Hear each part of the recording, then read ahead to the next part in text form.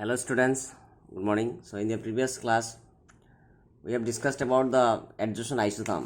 So today we will discuss a new topic. It's called the catalysis. So catalysis, have you heard about the terms about catalyst? I think you have got it in class 10 or the high secondary first year also. So a catalyst is a substance which enhance or decrease the rate of the reaction, but it doesn't involve in the chemical reactions. অসমীয়াত অনুঘটক বুলি কয়, যেটো মানে বিক্রিয়াত সহায় কৰে, বিক্রিয়ার বেগ বহাই দিয়ে কিন্তু নিজে বিক্রিয়াত অন্তর্ভুক্ত নহয়। তো now what is catalysis? Catalysis means how the catalyst enhance or decrease the rate of the reaction and how they activates, how that is the mechanisms. All these are included in terms of the catalysis. So প্রথমে আছে catalysis আমি first discuss করব homogeneous and heterogeneous catalysis. That means the classification of catalysis of reactions. So catalysis reaction দুই ধরনের হয় depending on the phase of the substrate as well as the catalyst. মানে catalyst are substrate or phase মানে দশা উপৰত নিৰ্ভৰ কৰি catalytic reaction দুই ধরনের হয়। এটা হইছে homogeneous catalysis and হইছে heterogeneous catalysis. So homogeneous catalysis কি হয়? In homogeneous catalysis when the substrate as well as the catalyst are in the same phase, then the catalytic reaction is known as homogeneous catalysis. ইয়াতে দিছে কথাখিনি যদি তোমার solid আর যদি তোমার substrate আর catalyst দুইটা যদি একটা ফেজ হয়, যেনে দুইটা যদি লিকুইড হয়, তেনেহলে এই ক্যাটালিটিক রিঅ্যাকশনটো কব হোমোজিনিয়াস ক্যাটালাইসিস। যেনে কিছুমান এক্সাম্পল আছে হোমোজিনিয়াস ক্যাটালাইসিসৰ সালফাৰ ডাইঅক্সাইডৰ পৰা সালফাৰ ট্ৰাইঅক্সাইডৰ যদি অক্সিডেশন হয়, নাইট্রিক অক্সাইডটো হৈছে এটা ক্যাটালিস্ট। তো এই দুটা কি, এই দুটা হৈছে সাবস্ট্রেট। ইয়াতে দুইটা সাবস্ট্রেট গেসিয়াস স্টেটত আছে, আমাৰ লগতে নাইট্ৰিক অক্সাইড ক্যাটালিস্টটো গেসিয়াস স্টেটত আছে। সো যেতিয়া আমাৰ ক্যাটালিস্টটো গেসিয়াস স্টেট আৰু সাবস্ট্রেটটো গেসিয়াস স্টেট থাকে, মানে সেম স্টেটত থাকে, সেম ফেজত থাকে, তেনেহলে এনেকুৱা ধৰণৰ ৰিয়েকশ্যন কয় হোমোজিনিয়াছ কেটালাইসিস। সিমিলাৰলি হাইড্ৰোজেন মিথাইল এসিডেটও আছে, ইয়াতেও হাইড্ৰোক্লোৰিক এসিড লিকুইড স্টেটত আছে, আমাৰ মিথাইল এসিডেটও লিকুইড স্টেটত আছে, মানে same phase. That means catalyst আৰু সাবস্ট্ৰেট দুইটা ফেজ যদি একেটা সেম ফেজত থাকে, তেনেহলে তেনেকুৱা ধৰণৰ ৰিয়েকশ্যন কয় হোমোজিনিয়াছ কেটালাইসিস ৰিয়েকশ্যন। আচ্ছা, তাৰপিছত হেটেৰোজিনিয়াছ কেটালাইসিস মানে কি? হেটেৰোজিনিয়াছ কেটালাইসিস মানে যদি দুইটা সাবস্ট্ৰেট আৰু ক্যাটালিস্ট দুইটা ডিফাৰেন্ট ফেজত থাকে, তেনেহলে তেনেকুৱা ধৰণৰ ৰিয়েকশ্যনক ক'ব heterogeneous catalysis. That means when the catalyst as well as the substrate or the reactants are in the different phase, are not in the same phase, then the catalytic reaction is known as heterogeneous catalysis. So for example, say oxidation of sulfur dioxide into sulfur trioxide in presence of platinum. ইয়াতে sulphur ডাইঅক্সাইডৰ গেছিয়াছ state আছে, platinum solid স্টেটত আছে, গতিকে catalyst আৰু ৰিয়েক্টেন্ট বা সাবস্ট্ৰেটৰ phase একে নহয়, solid gas different phase, গতিকে এনেকুৱা ধৰণৰ ৰিয়েকশ্যন ক'ব হেটেৰোজিনিয়াছ কেটালাইসিস। সো সিমিলাৰলি হেবাৰ্ছ প্ৰচেছত আমাৰ যেনে এমোনিয়া প্ৰিপাৰেশ্যনত কি হয়, নাইট্ৰোজেন আৰু হাইড্ৰোজেনত কম্বাইন কৰি ইয়াতে আইৰণটো এটা ক্যাটালিস্ট হিচাপে লয়, আইৰণটো সলিড হয়, বাকী আমাৰ ৰিয়েক্টেন্টখিনি গেছিয়াছ স্টেটত আছে। তো ইয়াতে এটা প্ৰমোটৰ দিয়া হয়, মলিবডেনাইটৰ বিষয়ে আমি পিছত ডিছকাছ কৰিম। Similarly oxidation of ammonia into nitric oxide, ইয়াতে প্লেটিনামটো সলিড, বাকী আমাৰ ৰিয়েক্টেন্টখিনি গেছিয়াছ স্টেটত আছে। আৰু বহুত এনেকুৱা ৰিয়েকশ্যনছ আছে যিবিলাকত ক্যাটালিস্ট আৰু সাবস্ট্ৰেটৰ ফেজ সেম নহয়, ডিফাৰেন্ট ফেজ হয়। সো জেনাৰেলি হেটেৰোজিনিয়াছ কেটালাইসিসত সলিড আৰু গেছিয়াছ ৰিয়েকশ্যনটো বেছি হয়।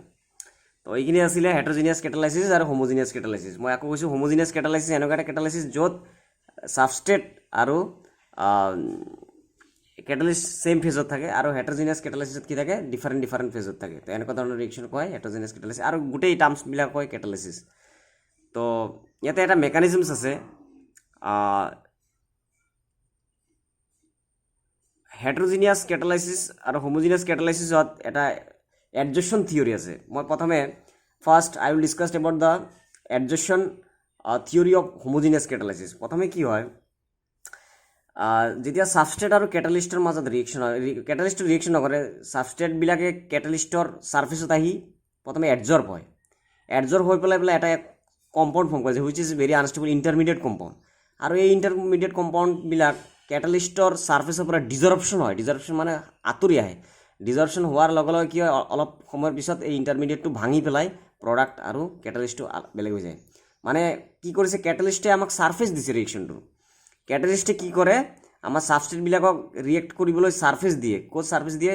ক্যাটালিস্টৰ ছাৰ্ফেচৰ ওপৰত পৰ্টছ আছে, পৰ্টছবিলাকত আহি আমাৰ সাবস্ট্ৰেটবিলাক আহি জমা এডজৰ্ব হয়, এডজৰ্ব হৈ পেলাই এটা ইণ্টাৰমিডিয়েট কম্পাউণ্ড ফৰ্ম কৰে। ইণ্টাৰমিডিয়েট কম্পাউণ্ড ফৰ্ম কৰাৰ পিছত কি কৰে, এই ইণ্টাৰমিডিয়েট কম্পাউণ্ড ফৰ্ম এইটো বহুত আনষ্টেবল হয়, লগে লগে এইটো আকৌ ডিজৰপশ্যন হৈ পেলাই প্ৰডাক্ট আৰু ক্যাটালিস্ট বেলেগ হৈ পেলাই আহে। তো এইটো হৈছে adsorption theory of homogeneous catalysis. এতিয়া আমি ডিসকাস কৰিম adsorption theory of heterogeneous catalysis. তো ইয়াতো সেম কেস মেকানিজম এটা আছে, ইয়াতে 5টা মান স্টেপ আছে। adsorption theory of heterogeneous catalysis কেইটামান স্টেপস আছে।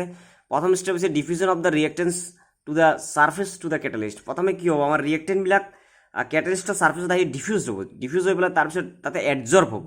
সেকেন্ড স্টেপত আছে এডজৰ্ব হ'ব ক্যাটালিস্টৰ সাৰফেসৰ পিছত, তাৰপিছত কেমিক্যাল ৰিয়েকশন হ'ব। কেমিক্যাল ৰিয়েকশন হোৱাৰ পিছত 4 নম্বৰ স্টেপত কি হ'ব, ৰিয়েকশন হৈ যোৱাৰ পিছত এটা ইন্টাৰমিডিয়েট ফৰ্ম হ'ব আৰু ইন্টাৰমিডিয়েটটো ডিজৰ্পশন কৰিব, মানে ক্যাটালিস্টৰ সাৰফেসৰ পৰা ওলাই আহিব, ডিজৰ্পশন কৰি দিব, মানে removal of the chemical substances from da surface of the catalyst, এইটো কয় ডিজৰ্পশন। তো তাৰপিছত এইটো এটা ইন্টাৰমিডিয়েট কম্পাউণ্ডটো ডিজৰ্ব কৰাৰ পিছত অলপ সময়ৰ পিছত দেখা যাব যে তারপরে প্রোডাক্ট আর ক্যাটালিস্ট ওলাই আহিছে, তো প্রোডাক্টটো সেপারেট হয়ে আহিছে। তো 5টা মান স্টেপ, প্রথমে ডিফিউজ হ'ব, তাৰপিছত এডজৰ্ব হ'ব, এডজৰ্ব হোৱাৰ পিছত কেমিক্যাল ৰিয়েকশন হ'ব, কেমিক্যাল ৰিয়েকশন হোৱাৰ পিছত আমাৰ ইন্টাৰমিডিয়েট কম্পাউণ্ড ফৰ্ম হ'ব আৰু সেইখিনি ডিজৰ্পশন কৰি দিম, মানে সেপাৰেট কৰি দিম সলিড ক্যাটালিস্টৰ সাৰফেসৰ পৰা, আৰু ফাইনেলি লাষ্টত কি হ'ব, আমাৰ প্ৰডাক্ট আৰু ক্যাটালিস্টটো বেলেগ বেলেগ সেপাৰেট হৈ যাব। তো ইয়াতে কি হৈছে, ক্যাটালিস্টটোৱে জাষ্ট সাৰফেস দিছে, ৰিয়েকশন সাৰফেস দিয়ে ৰিয়েকশন কৰিবলৈ জাগা দিছে, কাৰণ ক্যাটালিস্টৰ পাৰ্টিকুলাৰ সাইড আছে, জাগা আছে। তো এনেকৈ ক্যাটালিস্টবিলাকে ৰিয়েকশন হ'বলৈ জাগা দিয়ে, আৰু মানে জাগা দিলে কি হয়, ৰিয়েকশনটো ফাষ্ট হয়, মানে সোনকালে হৈ যায়। তো এইটো আছিলে এডজৰ্পশন থিয়ৰী অফ হেটাৰজেনিয়াছ কেটালাইসিস। আচ্ছা, তাৰপিছত আমি ডিছকাছ কৰিম important features of solid catalyst, মানে কিছুমান সলিড কেটালিষ্টবিলাকৰ কিছুমান ইম্পৰ্টেণ্ট ফিচাৰ আছে, কিছুমান ফেনমেনা আছে, যেনে activity of catalyst. So' the ability of a catalyst to increase the rate of the reaction is called activity of catalyst. That means যিবোৰ solid কেটালিষ্টৰ ability আছে, rate of the reaction increase কৰাৰ ability আছে, তাকে activity of the catalyst কৰে। মানে suppose দুটা catalyst আছে, এ আৰু বি, এৰ যদি ৰেট অফ দ্য ৰিয়েকশন, এ কেটালিষ্টত যদি ৰেট অফ দ্য ৰিয়েকশন বেছি সোনকালে কৰে, তেনেহ'লে এৰ এক্টিভিটিটো বেছি আছে বিতকৈ। তো এইটো কৈছে মানে যিটো কেটালিষ্টে মানে তোমাৰ ৰেট অফ দ্য ৰিয়েকশন ফাষ্ট কৰে, মানে বিক্ৰিয়াটোৰ বেগ বঢ়াই দিয়ে, সেই কেটালিষ্টটো এক্টিভিটি বেছি বুলি কয়। তেনেকুৱা ধৰণৰ catalyst activity of the catalyst বুলি কোৱা হয়। চ' জেনেৰেলি কেটালিষ্টৰ সাৰফেসত আহি আমাৰ সাবষ্ট্ৰেটবিলাক বা ৰিয়েক্টেণ্টবিলাক আহি এডজৰ্ব হয়। চ' এডজৰ্পশ্যন যাতে ইমান ষ্ট্ৰংলি বাইণ্ড নহয়, কাৰণ বেছি বাইণ্ড হ'লে কি হ'ব, আকৌ ডিজৰ্পশ্যন কৰিবলৈ অসুবিধা হ'ব। তো গতিকে আৰু এটা কথা, higher the adsorption higher will be the activity of the catalyst. মানে তোমাৰ কেটালিষ্টৰ সাৰফেসত যদি বেছিকৈ এডজৰ্ব হয়, বেছি এমাউণ্ট যদি এডজৰ্ব হয়, তেনেহ'লে কেটালিষ্টৰ এক্টিভিটিও বাঢ়ি যাব। তো এইটো আছিলে এক্টিভিটি অফ দ্য কেটালিষ্ট। তাৰপিছত আছে সিলেক্টিভিটি অফ দ্য কেটালিষ্ট, মানে পাৰ্টিকুলাৰ কেটালিষ্টে পাৰ্টিকুলাৰ ৰিয়েকশ্যনে প্ৰডাক্ট ফৰ্ম কৰে। এতিয়া সাপোজ ইথানল গেটছ কৈছে hydrated, ethanol gets dehydrated on alumina surface and dehydrogenated on copper surface. এতিয়া এলুমিনাই বা আমাৰ কপাৰে কি কৰিব, অকল এলকহলৰ লগত, মানে এলুমিনা আৰু কপাৰটো হৈছে এটা কেটালিষ্ট, ইয়াতে কি আৰু এলকহলৰ লগত বিক্ৰিয়া কৰিলে, মানে সাৰফেস দিলে কি হয়, অকল ডিফাৰেণ্ট প্ৰডাক্ট আহে। এতিয়া এলুমিনিয়া এলকহলৰ লগত এলুমিনিয়া কেটালিষ্টটো যদি এলকহলৰ লগত ইউজ কৰা হয়, এইটো এলকিন দিব। কিন্তু যদি কপাৰ কেটালিষ্ট আকৌ এলকহলৰ লগত দিয়া বা ইথানৰ লগত দিয়া, তেনেহ'লে এইটো ইথানল দিব। সেইকাৰণে ডিফাৰেণ্ট কেটালিষ্টৰ সিলেক্টিভিটি বেলেগ বেলেগ, ইয়াক কয় সিলেক্টিভিটি। মানে ডিফাৰেণ্ট কেটালিষ্টে ডিফাৰেণ্ট প্ৰডাক্ট দিয়ে, যদি সেম সাবষ্ট্ৰেট সেম, দুইটাতে ইথানল আছে কিন্তু কেটালিষ্ট বেলেগ বেলেগ, এটাতে এলুমিনিয়া আনটোতে কপাৰ। তো এলুমিনিয়া দিছে এলকিন আৰু কপাৰ দিছে ইথানেল। তো এইবিলাক কোৱা হয় সিলেক্টিভিটি অফ দ্য কেটালিষ্ট, মানে পাৰ্টিকুলাৰ কেটালিষ্টে পাৰ্টিকুলাৰ সাবষ্ট্ৰেটৰ লগত পাৰ্টিকুলাৰ প্ৰডাক্টে দিব, এইটো হৈছে সিলেক্টিভিটি অফ দ্য কেটালিষ্ট। আচ্ছা, তাৰপিছত আমি ডিছকাছ কৰিম, ইয়াতে আছে promoters and poisons. So' catalytic promoter and catalytic poison. First আমি ডিছকাছ কৰিম প্ৰমোটাৰ্ছ। চ' আমি জানো যে কেটালিষ্টে ৰেট অফ দ্য ৰিয়েকশ্যন বঢ়াই দিয়ে, যিকোনো এটা ৰিয়েকশ্যনত কেটালিষ্টে কি কৰে, ৰেট অফ দ্য ৰিয়েকশ্যন বঢ়াই দিয়ে। চ' এই কেটালিষ্টৰ লগত কিছুমান ছাবষ্টেন্স থাকে, যিবিলাকৰ কেটালিষ্টৰ কেটালাইটিক এক্টিভিটিটো বঢ়াই দিয়ে, আৰু তেনেকুৱাবোৰৰ ছাবষ্টেন্সবোৰ কোৱা হয় কেটালাইটিক প্ৰমোটাৰ। মানে আমাৰ বিক্ৰিয়াটোত, আমাৰ ৰিয়েকশ্যনটোত ছাবষ্ট্ৰেট থাকিব, কেটালিষ্ট থাকিব। এই কেটালিষ্টৰ লগত এনে কিছুমান ছাবষ্টেন্স দিয়া হয় যিখিনিয়ে ৰিয়েকশ্যনটো আৰু ফাষ্ট কৰি দিয়ে, মানে কেটালিষ্টৰ এক্টিভিটি বঢ়াই দিয়ে। তেনেকুৱা ধৰণৰ ছাবষ্টেন্সক কয় কেটালাইটিক প্ৰমোটাৰ। ফৰ এক্সাম্পল, যদি হেভাৰ্ছ প্ৰচেছত আমি হেভাৰ্ছ প্ৰচেছ হোৱা নাইট্ৰজেন হাইড্ৰজেন দিছোঁ এমনিয়া প্ৰিপাৰেশ্যন কৰাত, ইয়াতে আমাৰ কেটালিষ্টটো হৈছে সলিড আইৰণ। চ' এইটো এটা হেটাৰজেনিয়াছ কেটালাইচিছ, কাৰণ ইয়াতে গেছ সলিড। কিন্তু ইয়াতে মলিবডেনামটো হৈছে এটা এক্সট্ৰা। এই মলিবডেনামে কি কৰে, আইৰণ কেটালিষ্টৰ এক্টিভিটি বঢ়াই দিয়ে। চ' ইয়াতে মলিবডেনামটো হৈছে এটা কেটালাইটিক প্ৰমোটাৰ।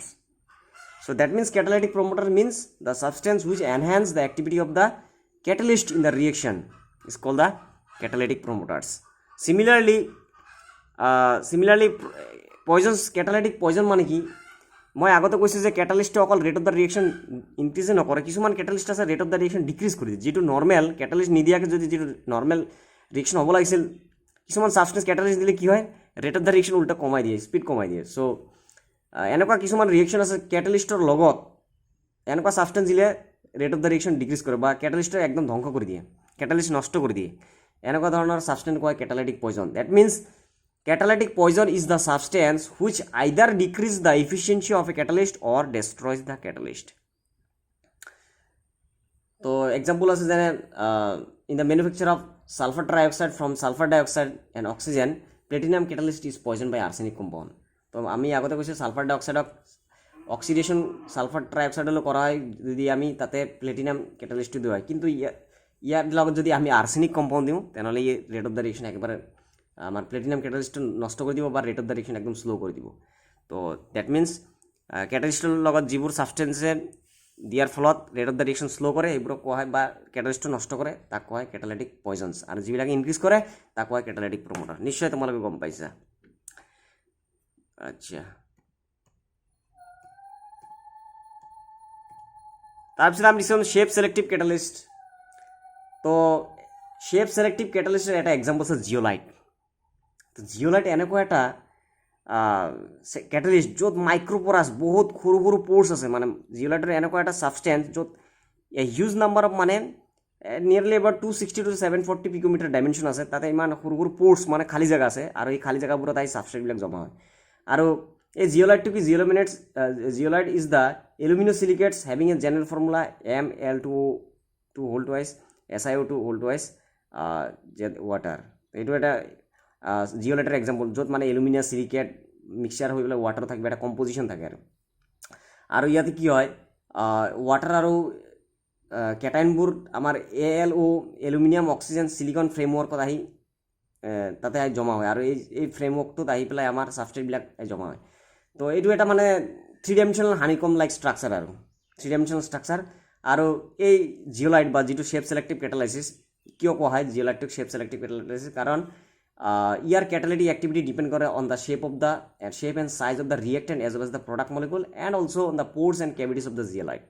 তো জিঅ'লাইটৰ যিখিনি প'ৰ্ছ আছে বা যিখিনি চাইজ আছে, জিঅ'লাইট কেটালিষ্টৰ যিখিনি ছাৰ্ফেচ আছে বা যিখিনি প'ৰ্ছ আছে, তাৰপিছত আমাৰ তাৰ শ্বেপ আৰু চাইজৰ ওপৰত বা ৰিয়েক্টেণ্ট আৰু প্ৰডাক্ট মলিকুলাৰ শ্বেপ আৰু চাইজৰ ওপৰত এই কেটালাইচিছটো ডিপেণ্ড কৰে। সেইকাৰণে ইয়াক কোৱা শ্বেপ ছিলেক্টিভ কেটালাইচিছ।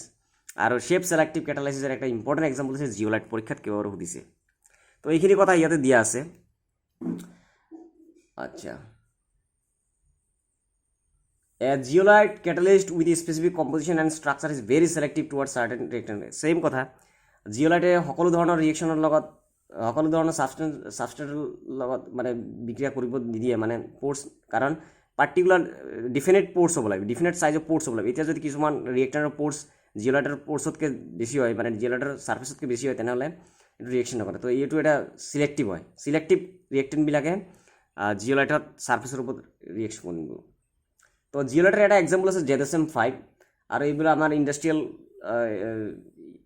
ইণ্ডাষ্ট্ৰিয়েলি ইউজ কৰা হয়, ইণ্ডাষ্ট্ৰিত কেটালিষ্টবিলাক ইউজ কৰা হয়। So' generally it converts alcohol into gasoline by dehydration as follows. For example যে ইথানলৰ লগত ZSM-5 দিলে কি হয়, গেছলিন প্ৰডিউচ হয়। তো এইবিলাক মানে এলকহলৰ পৰা আমি গেছলিন প্ৰডিউচ কৰিব পাৰি। ZSM-5 বোলা আমাৰ যিটো শ্বেপ ছিলেক্টিভ কেটালাইচিছ এটা এক্সাম্পল, বা জিঅ'লাইটো আছে।